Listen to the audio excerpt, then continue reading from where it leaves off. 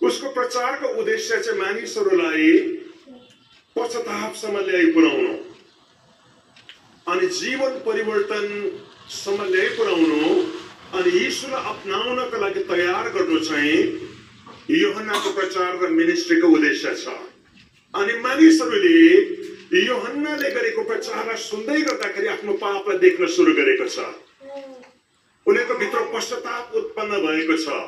उनीहरूले आउन लागेको यीशुलाई विश्वास गर्न सुरु गरेको छ अनि उनीहरूले बप्तिस्मा लिन सुरु गरेको छ यर्दन नदीमा आएर। तर यूहन्नाले बोल्दै गरेको कुरा चाहिँ शक्तिशाली छ। उनले पश्चाताप र बप्तिस्मा र जीवन परिवर्तन र यीशुमाथिको विश्वासको मात्र कुरा गरेको छैन, तर उसले त्यहाँदेखि अगाडि एक स्टेप अझै कुरा गरेको छ।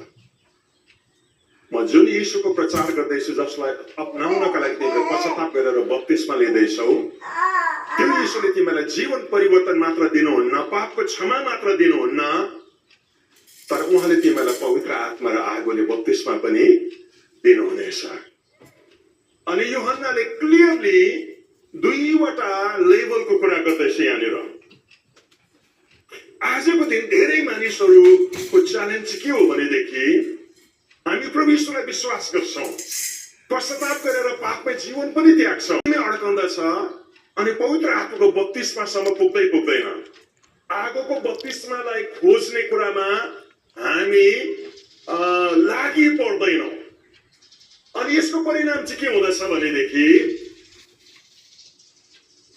हाम्रो पाप क्षमा हुन्छ, अनन्त जीवन पनि पाउँछौं, बप्तिस्मा पनि लिन्छौं, विश्वासी पनि हुन्छौं। तर एक प्रकारले नि जीवन यतिमा मात्र जब बस्छ नि त्यति बेला चाहिँ कचल्टिन सुरु हुन्छ। अनन्त जीवन त पक्का पाएको, पाप क्षमा पनि पक्कै पाएको, उद्धार पनि हामीले अनुभव गरेको, तर जीवन चाहिँ एक प्रकारको प्लेट्यूमा आएर सकिन्दछ। प्लेट्यू भनेको चाहिँ के हो भनेदेखि यस्तो खालको अल्गो ठाउँ मुनिबाट हेर्दा पहाड जस्तो देखिन्छ, तर माथि चाहिँ फ्ल्याट ल्यान्ड हुँदछ।